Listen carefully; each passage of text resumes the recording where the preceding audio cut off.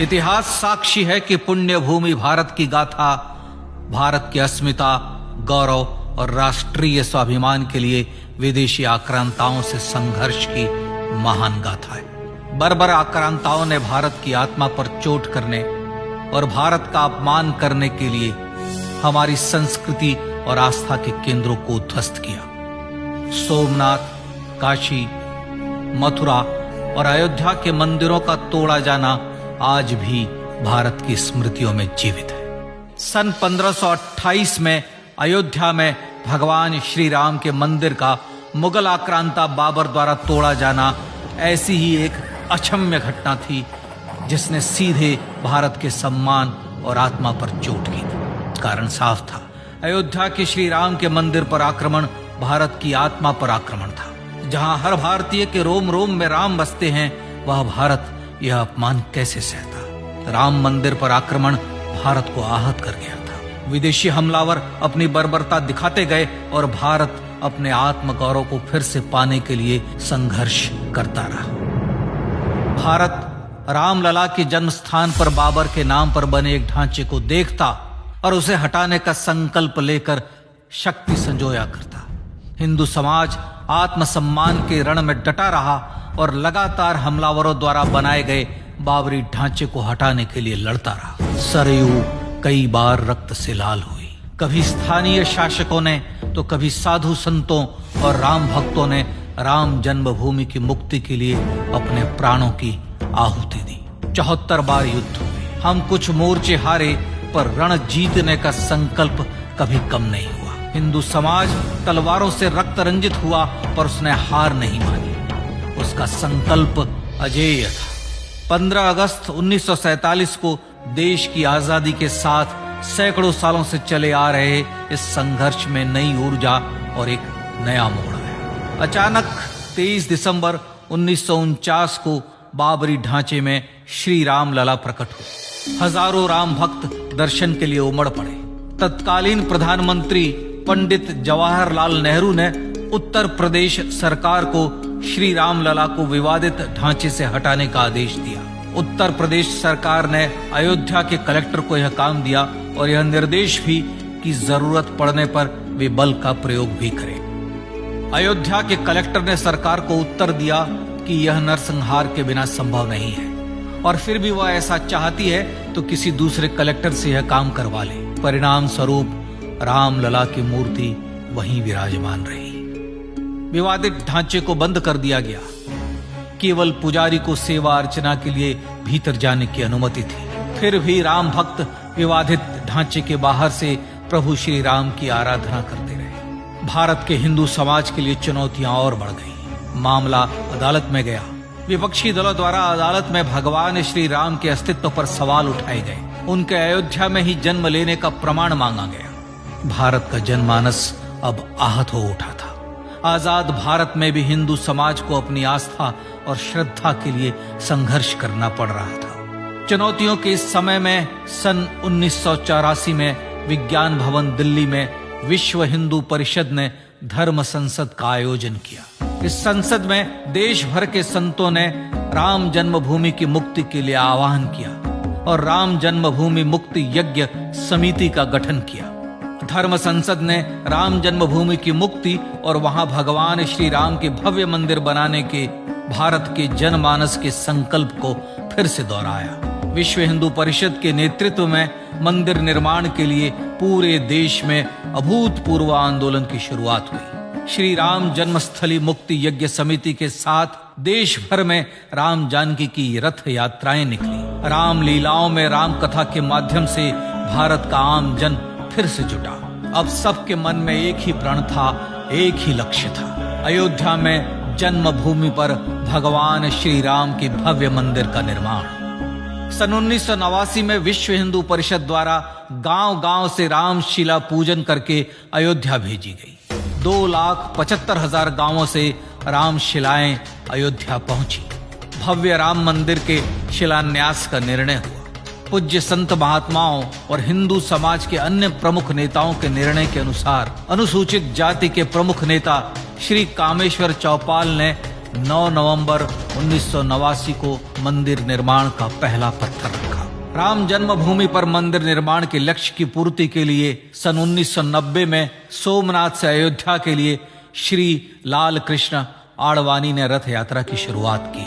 देश में जन भावनाओं का ज्वार उबड़ने लगा। श्री लाल कृष्ण आडवाणी के रथ यात्रा के साथ साथ मंदिर के लिए जन समर्थन बढ़ने लगा और छद्म सेकुलरवाद बेनकाब होने लगा।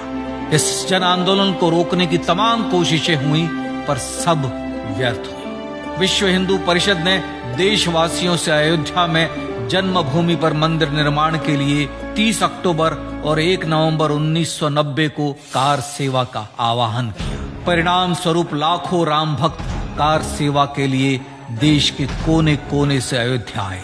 इससे देश की एकात्मता का विराट दर्शन हुआ। कार सेवकों को रोकने के लिए उत्तर प्रदेश के तत्कालीन मुख्यमंत्री श्री मुलायम सिंह यादव ने अयोध्या में परिंदे को भी पर न मारने देने की घोषणा की। स्थितियां गंभीर हो गई। अयोध्या से 100 200 किलोमीटर दूर रेलगाड़ियां रोक दी गई। अयोध्या युद्ध भूमि बना दी गई। मार्ग बंद, रेल बंद, चप्पे चप्पे पर पुलिस। अयोध्या सैनिक छावनी में बदल गई। राम नाम पर ऐसी पाबंदी कि अर्थी ले जा रहे लोगों तक को रोका गया क्योंकि वे राम नाम सत्य कह रहे थे। लेकिन सैकड़ों किलोमीटर की यात्रा कर कार सेवक अयोध्या पहुंचने लगे। राम के गीत गाते, होठों पर हंसी और पांव में छाले लिए राम काज के लिए राम भक्त देश विदेश से अयोध्या पहुंच ही गए।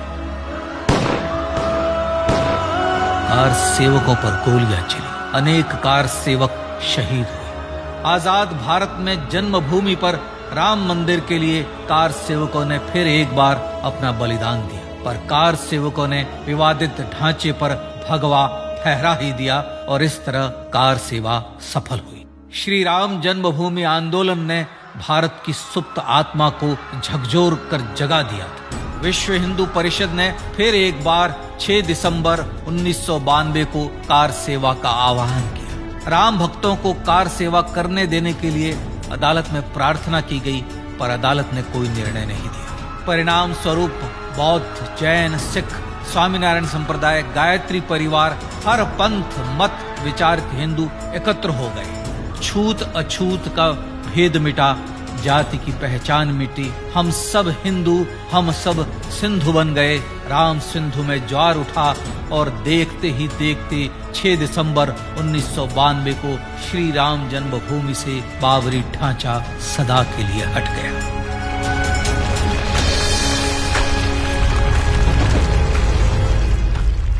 यह क्षण शौर्य, न्याय और सत्यमेव जयते का क्षण था।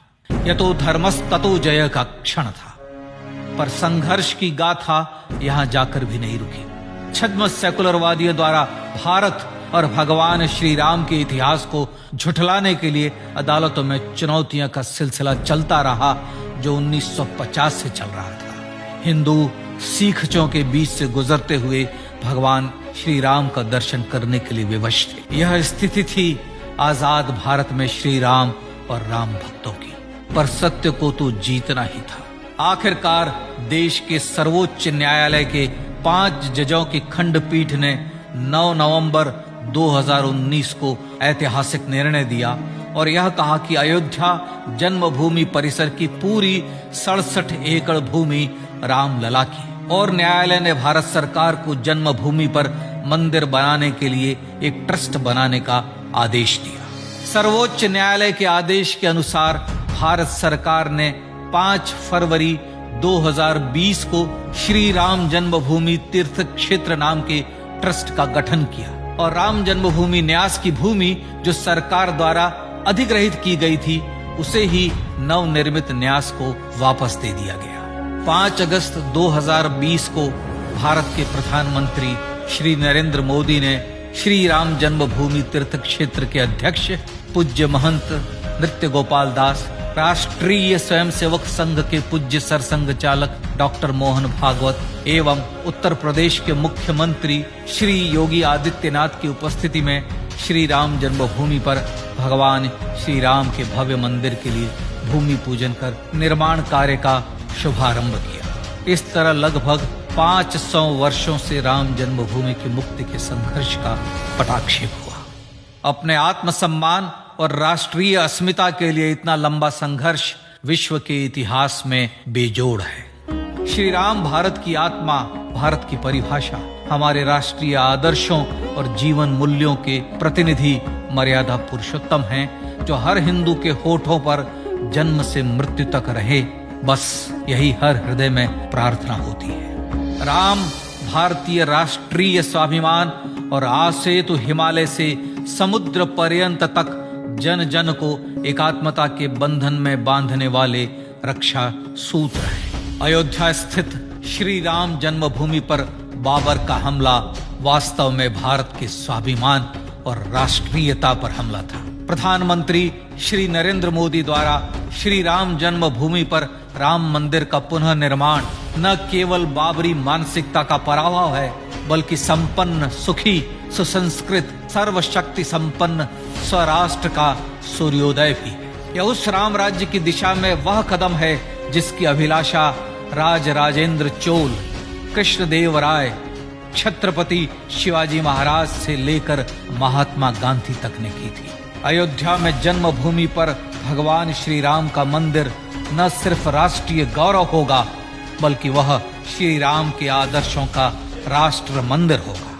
अब वह महान संकल्प पूरा होने जा रहा है। आइए इस राम यज्ञ, राष्ट्र यज्ञ में जिन ज्ञात और अज्ञात भारतीयों ने अपनी आत्माहुति दी है, उनका पुण्य स्मरण कर उन्हें श्रद्धांजलि दें।